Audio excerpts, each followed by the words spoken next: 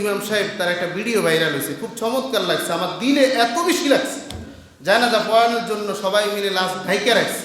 ওই ইমাম সাহেব জানাজার চাদরটা উঠাইয়া সবাইকে দেখাইতেছেন, ও বাপ দেখেন, একটু দেখে আনেন, আপনার 60 বছরের কামাই হলো এই সাদা 3 কাপড়, আর কিচ্ছু না। দুনিয়াতে উলঙ্গ আইসি এই সাদা কাপড়টার জন্য, এই সাদা কাপড়টার জন্য আইসি দুনিয়াতে। পুরুষ মানুষ ঢাকার দরকার নাই, সাদা কাফন দেখলে অন্তরের মধ্যে কি আসে, হয়, আর সেটা মনে রাখবেন, পুরুষের ঢাকার দরকার নেই। এই সাদা 3 কাপড় হলো আপনার শুধু কামাই।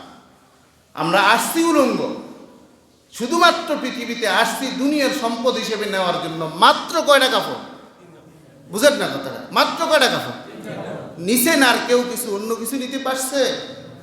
শুধুই মাত্র দুনিয়ার সম্পদ নেওয়ার জন্য আসছি, মাত্র 3টা কাপড়।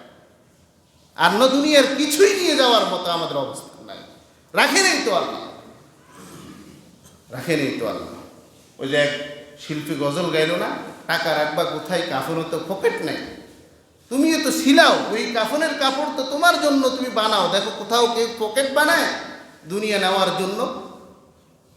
তোমার এই সাদা কাপড়ে শুধু তোমার অর্জন দুনিয়ার সম্পদ হিসেবে। এত পাগল হওয়ার তো দরকার নাই। আল্লাহ আমাদেরকে আখেরাত বুঝে আখেরাতকে আপন করে চলার তৌফিক দান করুন।